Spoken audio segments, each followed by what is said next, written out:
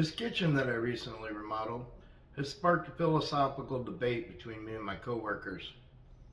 I'm hoping you could help us out.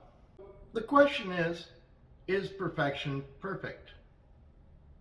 Something can be perfect, but in order to have perfection, you have to achieve it. But no person can actually achieve perfection. It's an idea based on faith. My drill sergeant used to tell me that you can always find 3 things wrong with anything a person does. So therefore you can't actually achieve perfection.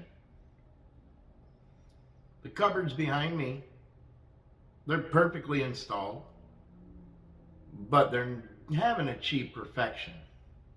There are little flaws with each one. So is the idea of perfection just a myth, a false reality that we want to believe in, or can it actually be achieved? Weigh in the comments below. Let me know.